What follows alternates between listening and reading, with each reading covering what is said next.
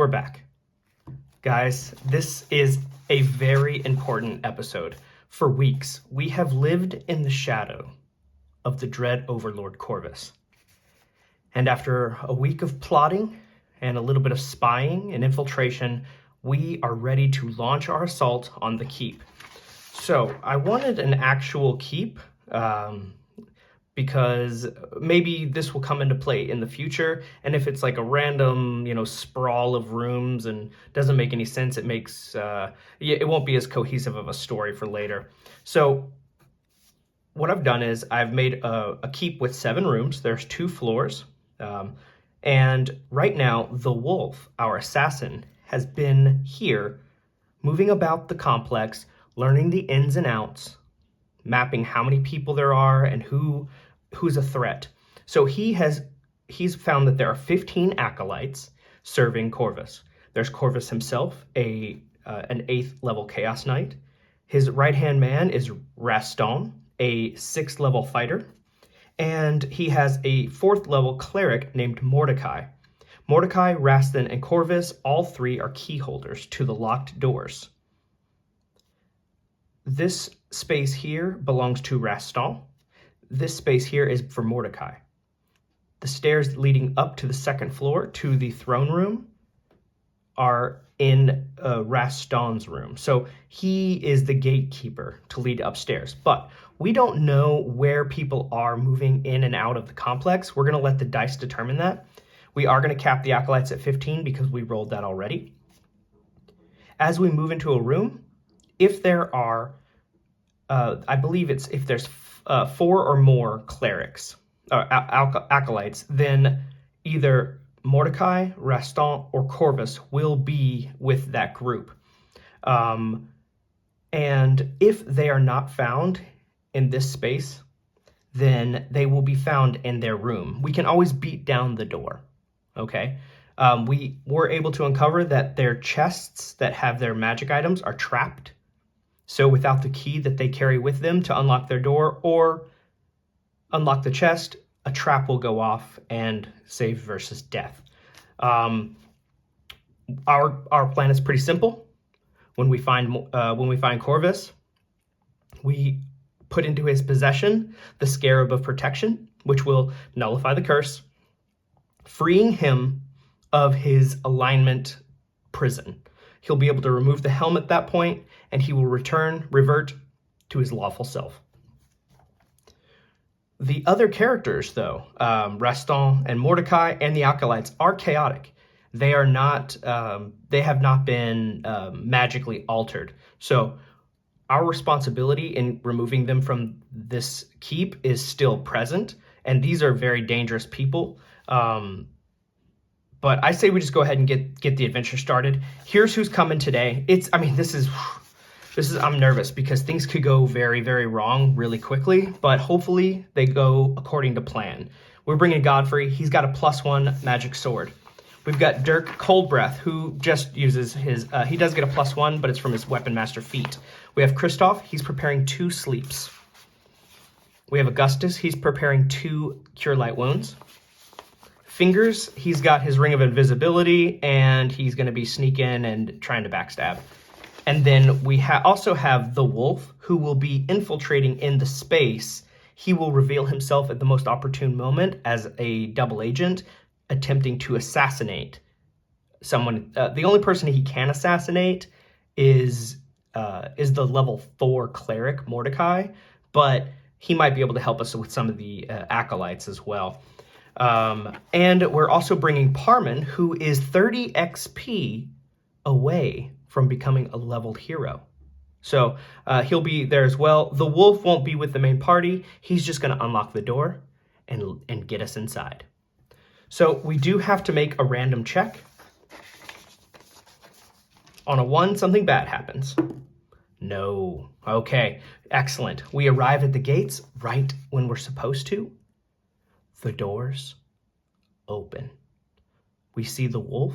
He gives us a knowing nod. He passes us the information that he's been spying, and we pass him 6 crossbow bolts that are +2 magic items. And we are going to go our separate ways. Now, there could be a lot of people in this room. Was he able to do this in a silent way? Was he able to move silently? Let's first see if there's anybody in the room. The acolytes do have gold in their possession. They each have, the groups that we'll encounter will have 160 gold each, because that's what treasure type U is. That's what they have. But let's see if there's any monsters in this room, or acolytes in this room at the time. On a 3, there are. So we opened the door. Now, did he do it in a silent way? We have to go to the assassin page, because I actually didn't write down his move silently. He's got a very small chance of succeeding on this. So most likely he's going to draw the attention. People are going to be like, why are you opening the door? What are you doing? He has a 20% chance of success. We're going to get some D10s. Let's go. Actually, I have my dice rolling box right over here. No, he does not do it silently. He draws the attention of 1d8 acolytes. Just one guy. Maybe it was the other guy in, like on guard duty in this space. So we've got one other guy who sees us come in. Our marching orders we've already discussed. Let's see if we can surprise him. He is not surprised.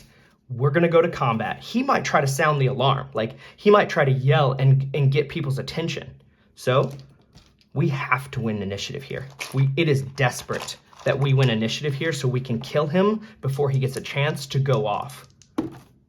We do get initiative. Okay, so with that, we are going to have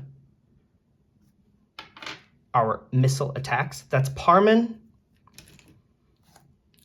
and Fingers. Now, Fingers is currently he is currently invisible, so he's going to have a +4 to his attack, because this will be the backstab. Oh, that's not great. Both miss. That is not great. That was a miss. Okay, now we're going to go to spells. We're not going to do any spells. We're going to go to melee, our 2 boys. So we've got Godfrey will be swinging with white, and Cold Dirk will be swinging in blue. Come on, guys, we gotta finish this. All right, that's what I'm talking about. We needed this now more than ever. All right, it's a magic item, so we're gonna add. Godfrey has a +1 to his strength. The magic item is a +1 weapon against other foes other than undead. So this is going to be 2d8 + 2. We've got 9, 10 damage. Now we're going to turn to the acolyte page really, really quickly. They're right towards the front. Okay, so the acolyte only has 4 hit points, but they have a really high AC. In fact, all of our enemies today have a very high AC.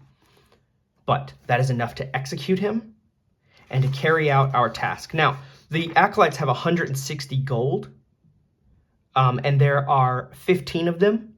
So we're just going to assume that each of them has 10 gold, except for one, which will have 20. So that guy had 10 gold. We're going to go ahead and just write that down. Okay, now, are we going to go left? Are we going to go right? We need to let the dice decide. So we'll say evens, odds. Evens. We're going to go left, and we're going to check out this room. And we're going to go ahead and give it a listen, because we want to know... Oh, well, first we need to know what's in the room, but we really hope we can get the drop on our enemies. Where's my black D6? Oh, wait, nope. I don't see my black D6 anywhere. Must have rolled it. Oh, here we go. All right, I'll keep those present. Okay, here we go. This is big. What's in this room?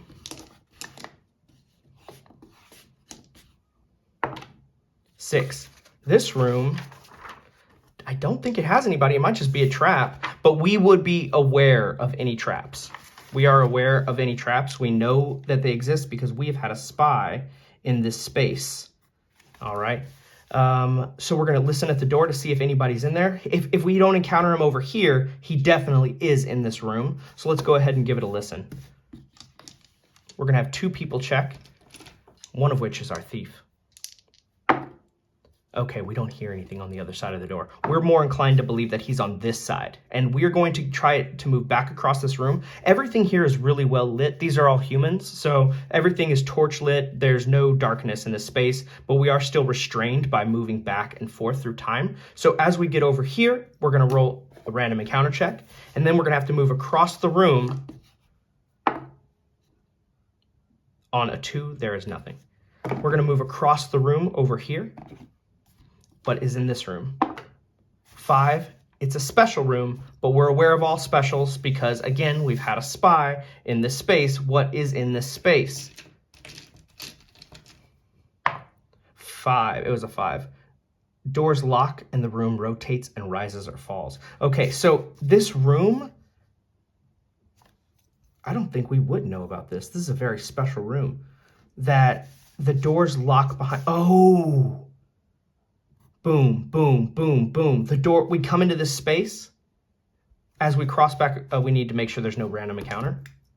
There's not. We get into this room, the doors lock, and you know what's gonna happen? We're trapped inside. And we've got people in this room. There's gotta be, because we've only got 2 rooms left and there's not gonna be 15 people all in one room. So this door locks, this one opens, and out comes our cleric, our level 4, Mordecai. And he's going to be accompanied, oh, and we're trapped in here. Like, we can't get out. He has magic spells. He prepared hold person, which means that he could, like, devastate my entire team right now.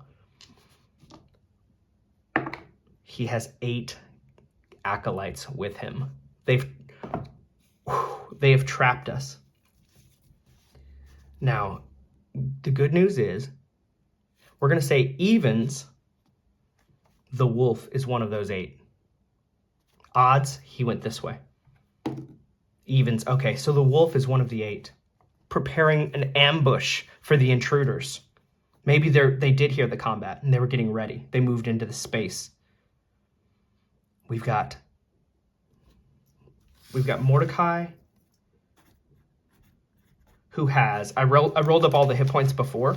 Mordecai has 9, he's 4d6, he only rolled 9, but his AC is 18. And he's got 7 acolytes with him. And each of these acolytes has an AC of 17. But one of the acolytes, the 8th one, is actually the wolf. And this is when he's going to assassinate. He's going to get his 1 attempt at assassination, because it's not that Mordecai's surprised of the heroes. He'll be surprised that one of his own men is a traitor, is in fact a rat. We did roll to see if anybody would notice, and we rolled for every single day, and nobody noticed. We had a full infiltration from our assassin. This is still going to be a very, very bloody battle. So let's see if we're surprised or if they're surprised. So this door locks. This door opens. I don't know if they're going to be surprised. So I will say that they're only surprised on a 1. And that's just leaving it up to the dice, saying like, hey, they had no idea. Actually, this is just a coincidence. Or on a 2, 3, 4, 5, and 6, they were setting up an ambush for us. We are surprised. They set up the ambush. This is bad news. All right, the door opens. Now, let's see if our assassin is going to be able to act before Mordecai and the rest of the team. Whoever wins this initiative this is for Mordecai, and this is for the rest of his team, to see if he can act before they do. He does not. So he will act last in the initiative. I mean, yeah. And then, so the enemies are going to go, he'll go, and then we'll roll again at the beginning of the next initiative. This is terrible. We are going to be devastated. And I think the first thing that would happen is the 2nd level spell. Hold person. So what we're going to do, this could be the end of our boys. This trap could be the end. We're going to go to the spell, hold person. It is a cleric spell for level 2. He is a 4th level cleric, so he has the level 2 spell. I want to double check that real quick. Clerics at 4th level do have the 2nd level spell. Okay, and then we come over here. Ooh. Then we come over here to hold person. This spell causes 1 or more humans, demi-humans, or human-like monsters, that's all my team, to be paralyzed if they fail a saving throw versus spells. It may be cast in 2 ways. Against an individual, against a group of 1d4 individuals in the group are targeted. So, of my 6, Parman is number 6. We're going to roll a d6 and see who the first person is. 3. Kristoff is targeted. Now we're going to roll a d5. My d5 is here. 3. That is Augustus. Now we're going to roll a d4. Parman is the last one in each of these. Number 3 again, fingers. And number 4, actually I got to roll this and divide by 2. Okay, and then Godfrey. Now, of these people, it's a d4 of persons, right? So it's up to this many people. Let me look at that spell one more time. Just so we get it right. It's up to a d4 of individuals get targeted with the spell. This is terrible. Okay, come on. Where are your spells at? Went a little too far here. Cleric. Okay. This is tough. It says 1d4 individual. So the way it was rolled was 1, 2, 3, 4. So we roll the d4 now. He gets 2 people, these first 2. The others are not in the target zone. They have to save versus spells or be paralyzed. I thought it would be save versus paralysis, but it's save versus spells. So Augustus, save versus spells. He does have a +1 here, and his wisdom gives him another +1. So he has a +2 to this roll. He fails. Augustus is down. Kristoff has a -1 to the roll, but he saves. Excellent. Now, Augustus is frozen, locked up, solid. Now, his minions, 7 minions, get to make their attacks.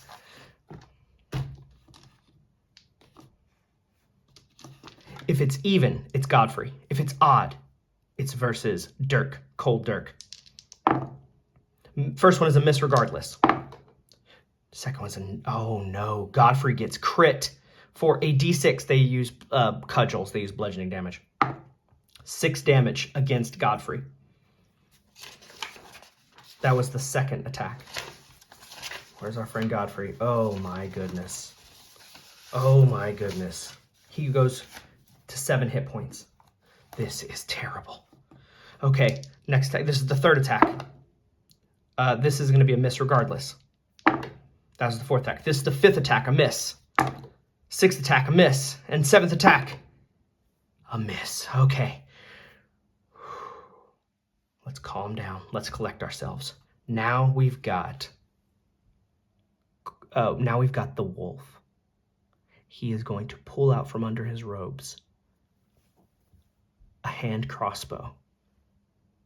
Set inside is a +2 magic item. Let's look at the wolf stats because he is about to reveal himself as a member of this team. He's not great. He started off pretty strong. I was really excited, and then there's just like boom, boom, boom, boom, boom. But he's got a +1 in his dexterity. He has a +1 for short range. That's a +2. He has a +4 for his assassinate. And he's got another +2 for the magic item. This roll is at +8, and he is aiming it at the back of the head of our enemy, our nemesis, Mordecai.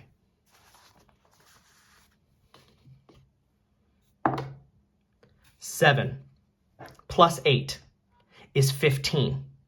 The crossbow flies wild. Everyone turns and looks at our assassin. What the heck? And now we're going to roll initiative. It's a tie, we roll again. It's a tie, we roll again, come on. It's a tie, we roll again, what is happening? Okay, we're up first. That was insane. 3 ties in a row. What do you know? Okay, now we're up first. We are going to, oh, sorry, I forgot to say. We're going to declare a spell. Obviously, we have sleep. We are outnumbered right now. We need to put these guys to sleep. So it will start with the lowest hit point people, and it will go to, and we'll roll 2d8 to see how many of these 1 hit die guys are put to sleep. We declare that spell. Now, we've got 2 ranged attacks. One of them is Parman, and one of them is Fingers. Oh, and, sorry, the wolf. The wolf as well. The wolf will roll white. All 3 of these attacks are directed at the same person, Mordecai. We have a critical success, and the other 2, again, miss wildly. We have 2 crossbow bolts of +2 that are shattered and broken and useless now. But we do have a crit. This is from the shadows, from invisibility. It's going to be double damage. 6 damage on Mordecai, who doesn't have a lot of hit points. He did not roll very well. He has 3 HP left. Now, we've got spells. Spells are going to go off, and we've got 2d8 worth of acolytes that are going to fall asleep. That's all of the acolytes.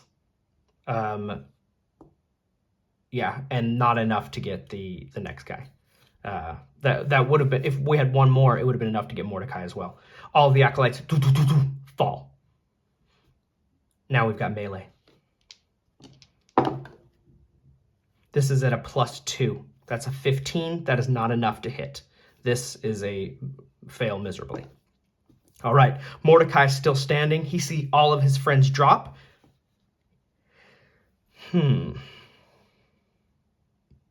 He knows Godfrey's weak. He can kill Godfrey right here and right now. He needs to make a melee attack roll. If he can get a 20. He misses. All right. Was that enough to hit him earlier? Yeah, it was a natural 20. Okay, yeah. So he tries to inflict minor wounds using a spell. Doesn't work. Now we go to the top of the round.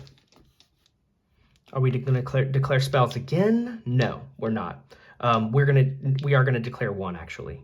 Cure light wounds.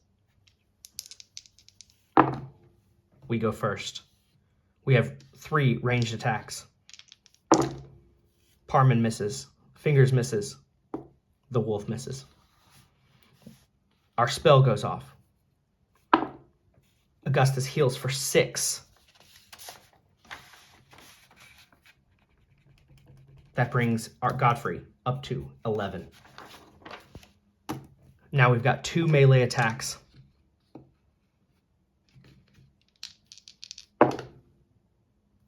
This is a 17.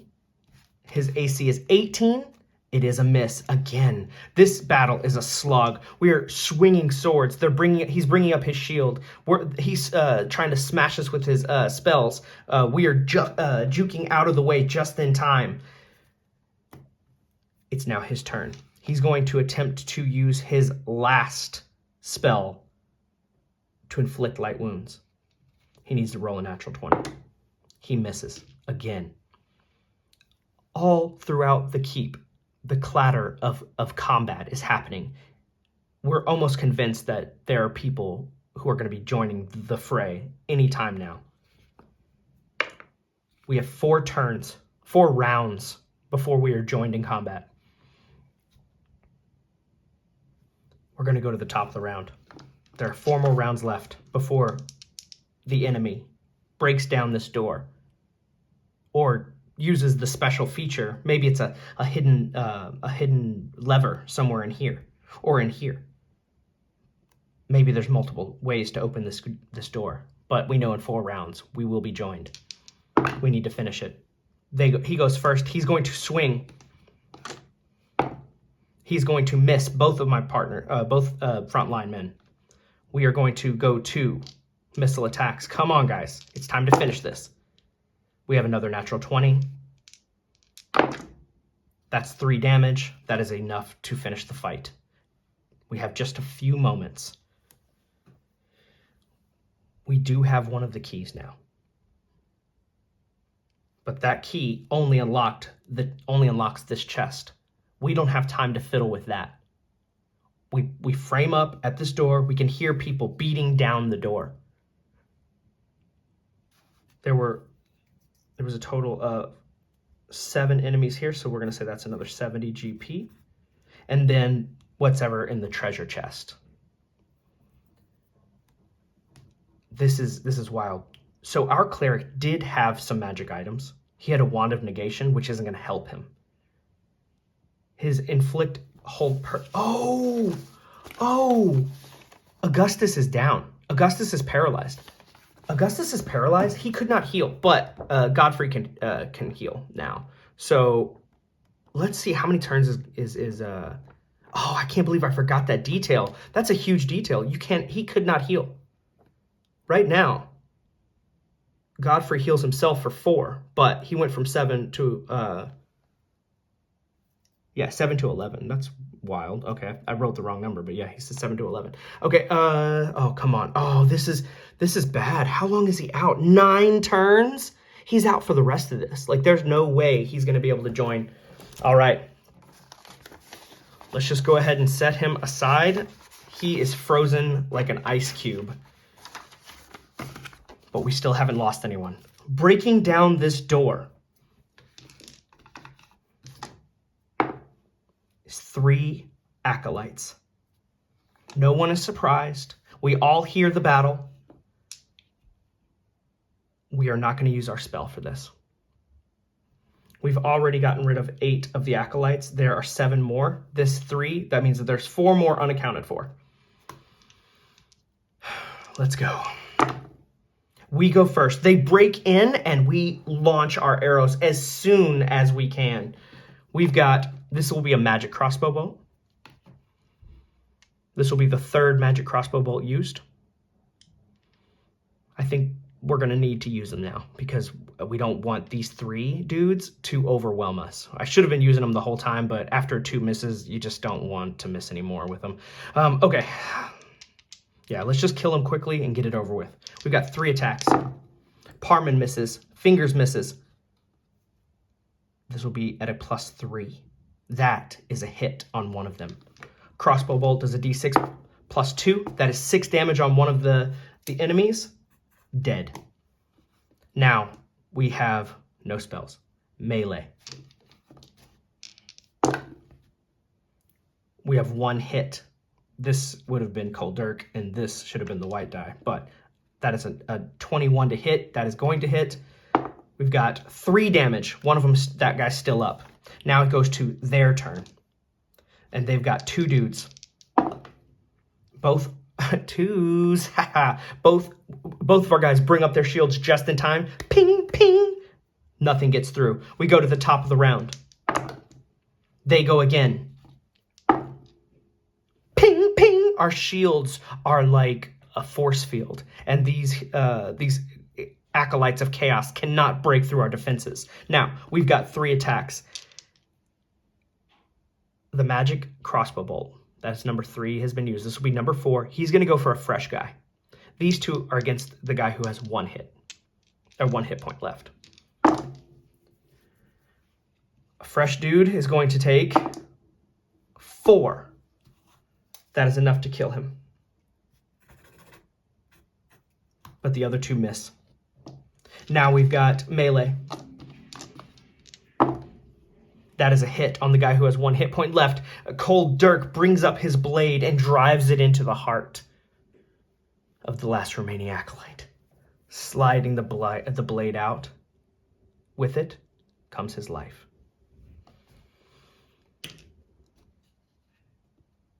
We finally have a moment of relaxation. No one else is coming. One of those guys had 20 gold. All right, there are 4 more left, and we know where they're located. Right over here. But not before we loot the level 4 cleric's personal treasure chest. He had 3,000 gold, a wand of negation, which he never used. Oh, and the potion of speed. Oh, he should have used that. He should have been making 2 attacks per turn. But he didn't. Sadly, he focused on his spells. So, that's quite a lot of treasure. On top of the, another 120 gold that we've already found. All right. We're going to make our way back across this space, and maybe if we roll a 1 here, we bump into the last 4 acolytes and the level 6 fighter. We do not. We're going to try to... Maybe he doesn't know that we're there. We're going to try to pick the lock. We're going to try to sneak in.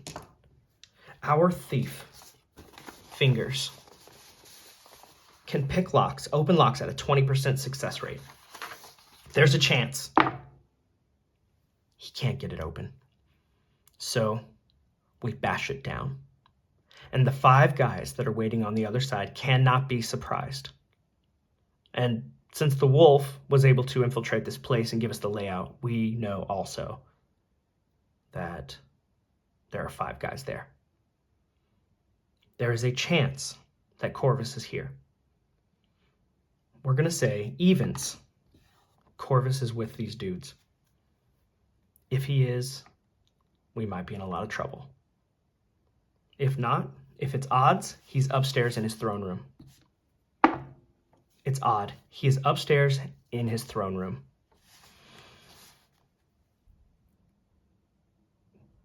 We smash in the door. We see a phalanxed army with shields and cudgels waiting for us. And as we smash through, they charge forward. We're going to give them we're going to let them make 3 attacks against our 2 shield wall guys at the door. Let's roll to see who goes first. I don't want to lose any more boys.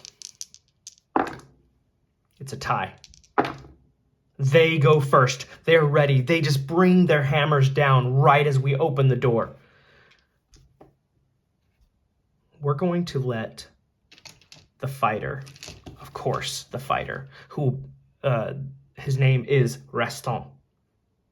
He has a +2 to his attack as a level 6 fighter. He has a +1 magic sword.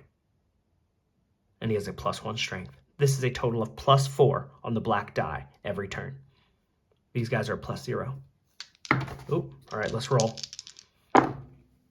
That is a 20 to hit. We have a miss and a miss. All right, so both of my guys have, cold dirt. Oh, so it's going to be a hit either way. Let's see. If it's evens, it's Godfrey. If it's odds, it's Dirk. Evens is Godfrey. He's going to do a total of 5 damage against Godfrey. Godfrey takes a massive cut. He's down to 5 hit points. We can't heal anymore. The only healing that could be done is Godfrey's own lay on hands. And he's used it already. The dudes in the back, there are 2 guys in the back. They're going to sling stones at +0. They both miss. Now it's time for a sleep spell. But before we do that, we're going to make 3 ranged attacks. Fingers, our 5th +2 crossbow bolt with the wolf, and Parman with a +0. Not great. Not great at all.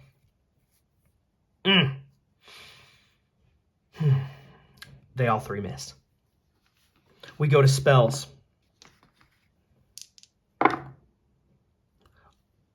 All of the 4 acolytes fall, but sadly, Reston is a 6th level fighter. He has a 6 hit die. He cannot be affected by the sleep spell.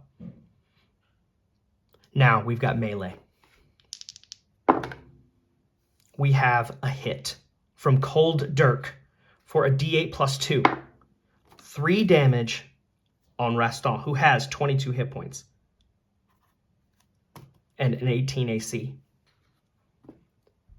We go to the top of the round. He goes first. He is going to swing at a plus 4. That is a 19 to hit. If he goes against Dirk, it's a hit. Evens, Godfrey. It's a hit against Dirk. This could be it. This is a d8 plus 2. Dirk only has 7 hit points.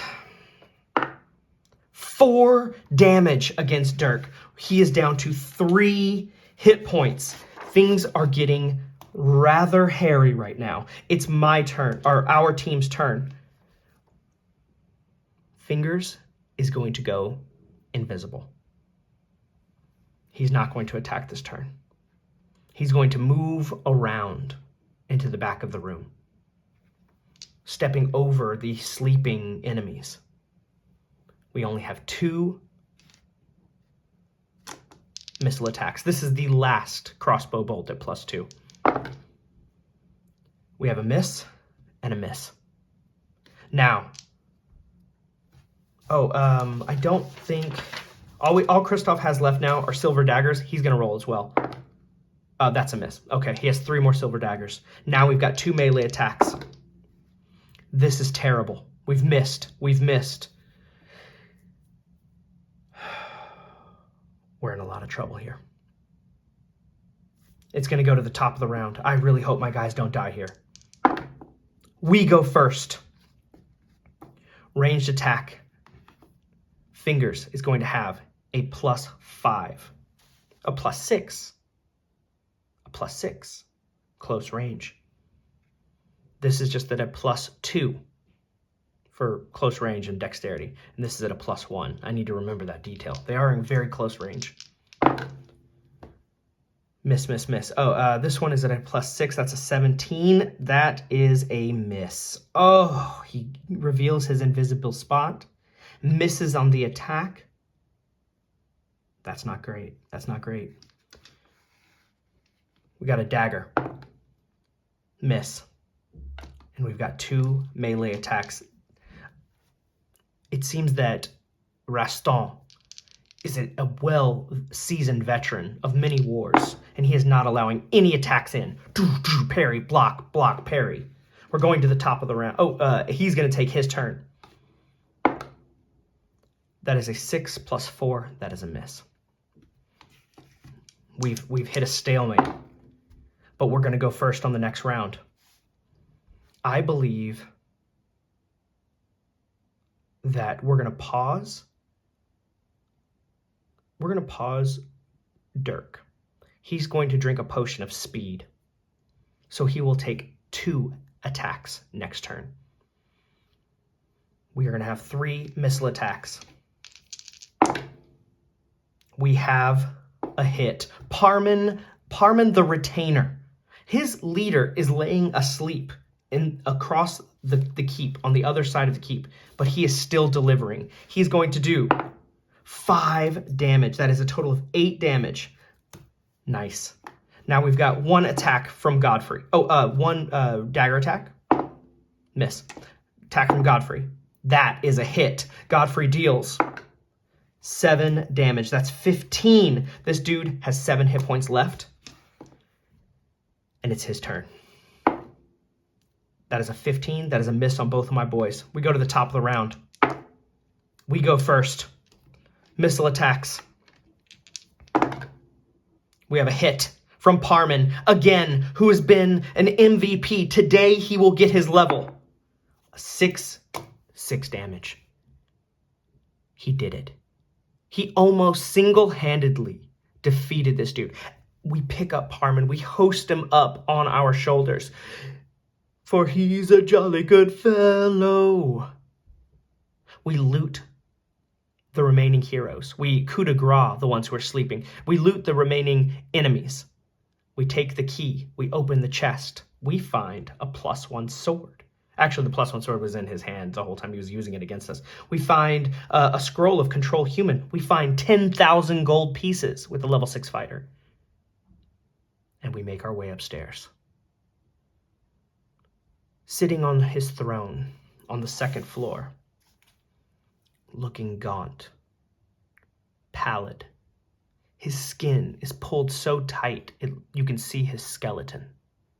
For he, Corvus, the dread Overlord,